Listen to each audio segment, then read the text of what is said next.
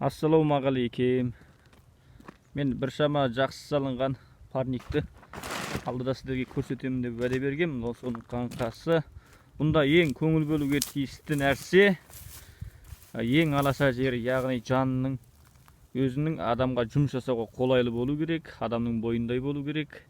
Екінші көңіл бөлуге тиісті нәрсе, мына аралықтарға қозғалмау үшін осындай ұзын арқалық жібереміз. Ол арқалықтың мынадан алыс салапан жабылатын жерден қаншалық алыс болса соншалық жақсы дегеніміз. Мынау алыс, салапан жабылғанда мынаған тиіп қажалмайды. Екінші, арада діңгек болу керек дегеніміз. Біздік 3 метр аралықтан, оны өз шарт жағдайыңызға қарайсыз. Парнигіңіздің кеңдігін және ұзындығын, ортасының биіктігін, екі шетінің биіктігін,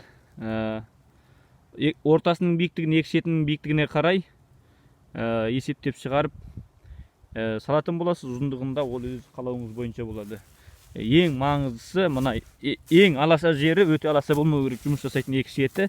Сосын мына жерлері өте кішкене болмау керек. Осы екі жер кішкене болғанда сіз зиян шегесіз. Бірінші, жұмыс жасай алмайсыз. Екінші, жапқан салапаңыз жыртылып кете береді. Көңіл бөлуге тиісті екі түйін осы. Рахмет, көргендеріңізге. Ұнап жатса каналға жазыламыз, лайк басамыз, пікірлер қалдырамыз. Рахмет. Еңбекші Қазақ ауданы Бәйтерек ауылы, Мұрат Агро жылыжай шаруашылығын сүріп тұрмын. Әрине бізде осы көріп жатқан заттар, құрылыс материалдарының бәрі бізден табылады. Керек болса, кеңес керек болса тегін береміз. Сатып алуға тиісті сіздерге керекті заттар бізден табылады. Агромагазиннен хабарласасыздар. Сау болыңыздар.